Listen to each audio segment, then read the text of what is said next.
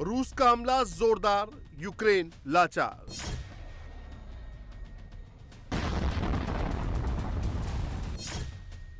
Putin के bomb missile बरसे, Kyiv में ड्रोन बरसे।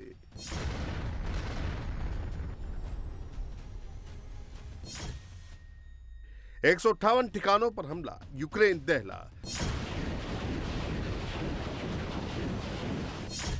पुतिन का इंतकाम, करेंगे यूक्रेन का काम तमाम।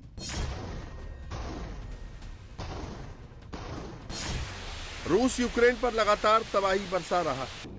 कीव पर मिसाइल और ड्रोन हमलों की बारिश हो रही है। इस बार रूस ने यूक्रेन के कई बड़े सैन्य अड्डों को तबाह कर दिया है। रूस के इस हमले में यूक्रेन के सैकड़ों ड्रोन बर्बाद हुए हैं। रूस और यूक्रेन जंग के लगभग 4 साल पूरे होने वाले हैं।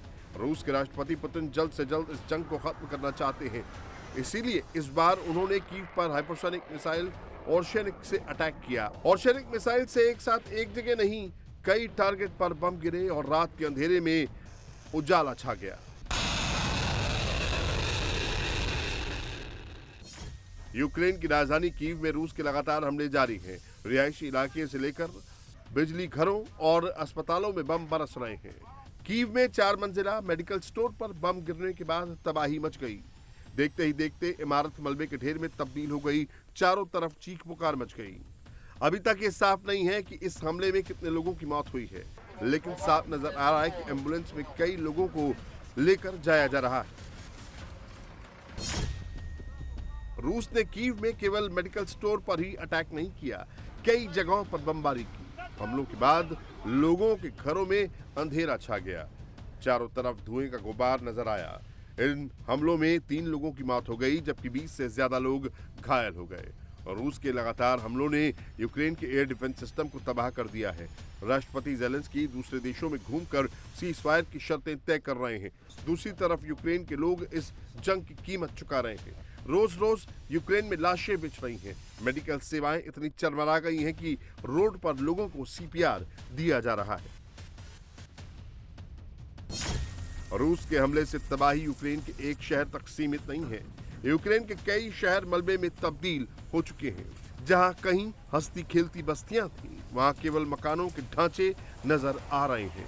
दुनिया के नक्शे से यूक्रेन के कई शहरों के नक्शे मिट चुके हैं। डोनेस्क रीजन का शहर चासिव यार पूरी तरह खंडर बन चुका है। यहां आबादी का कोई नामो निशान नजर नहीं आ रहा है।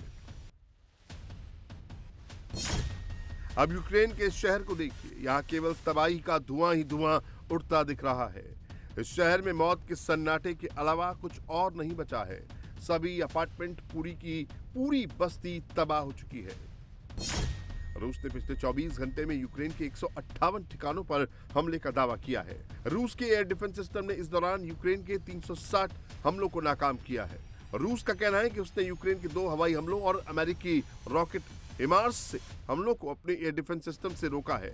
वहीं यूक्रेन ने फ्रंट लाइन पर 191 जगह लड़ाई का दावा किया है। यूक्रेन का कहना है कि उसने रूस के क्रोस्टोनोमा ओब्लास्ट में सैन्य ठिकानों को तबाह किया है। यूक्रेन पर ताबड़तोड़ हमले हो रहे हैं। वहीं यूक्रेन के राष्ट्रपति विदेशी दौरों पर बिजी हैं।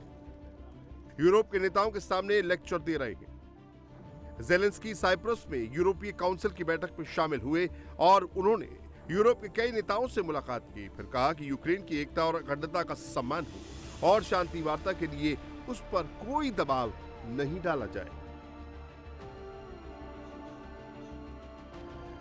At the same time, as Cyprus begins its presidency, peace negotiations have reached a new level of intensity. We work very actively, Ukraine, our European partners, and of course the United States and all members of our coalition of the willing, from Canada to Japan, from the EU to Australia, and it is possible.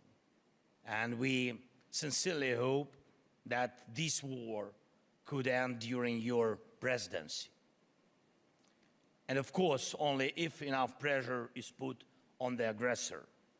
And we all understand how wars like this one, Russia's war of aggression against Ukraine, our people, our children come to an end. And when pressure is strong enough to exhaust the source of the war, peace comes.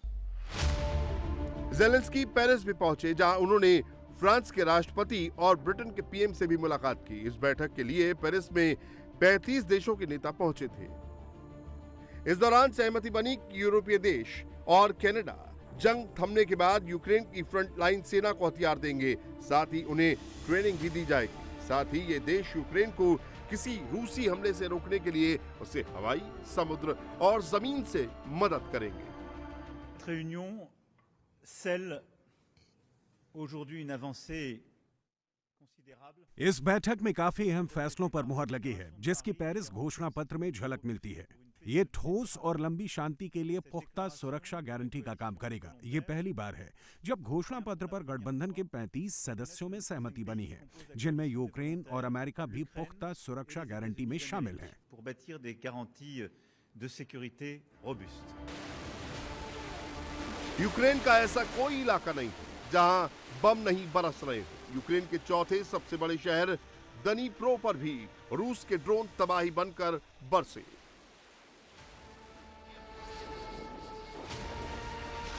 यहां एक रिहायशी इलाके में बम गिरा, जिसके बाद आग लग गई। चारों तरफ अफरा तफरी मच गई। यूक्रेन के ओडिशा में भी तबाही मची है। रूस के लगातार हमले के बाद यहां बिजली की सप्लाई पूरी तरह ठप हो चुकी है। रूस ओडिशा के 25 बिजली सब स्टेशनों पर बम गिरा चुका है। पिछले 1.5 महीने से लगातार बमबारी हो रही है। इस जमाने वाली ठंड में लोग बिना बिजली के रहने पर मजबूर हैं। रूस ने चेरनिहिव और खेरसॉन जैसे शहरों में हीटिंग स्टेशन को भी निशाना बनाया है, जिससे वहां के लोगों को भीषण ठंड में भारी परेशानियों का सामना करना पड़ रहा है। पुतिन की नजर केवल यूक्रेन के एनर्जी इंफ्रास्ट्रक्चर पर ही नहीं, बर्फीले जंगलों के बीच रूसी सेना ने यूक्रेनी ठिकानों पर बड़ा धमाका किया। बमबारी से यूक्रेनी मिलिट्री का गर्द धू-धू कर जल रहा है।